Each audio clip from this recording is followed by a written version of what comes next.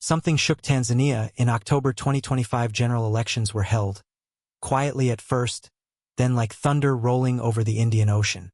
They said it was just The police allegedly lobbed tear gas canisters across the border and fired live ammunition. Something shook Tanzania. In October 2025, general elections were held.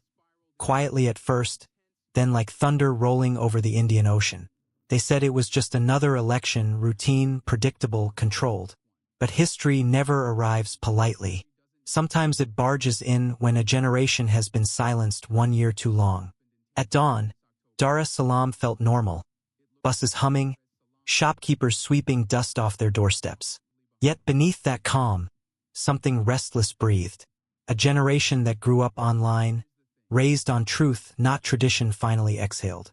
When results dropped, the streets did too, into motion. They didn't march because they hated Tanzania.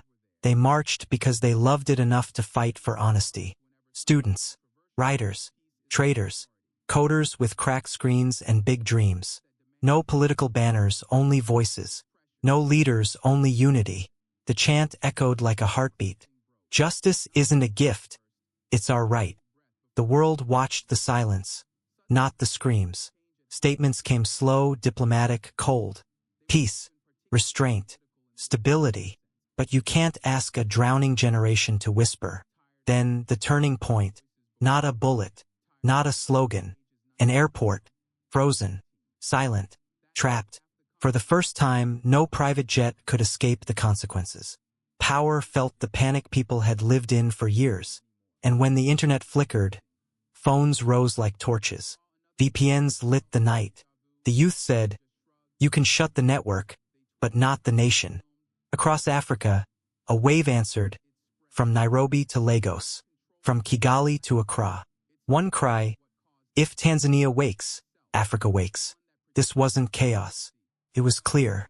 A refusal not of peace, but of quiet suffering dressed as peace. And if history was looking for a place to return, it found the courage of a young Tanzania, standing in the dust, refusing to bow. So tell me, the power fears a loud Africa. What will it do when Africa wakes? Because the drums are not beating for war. They're beating for a future that refuses to be postponed.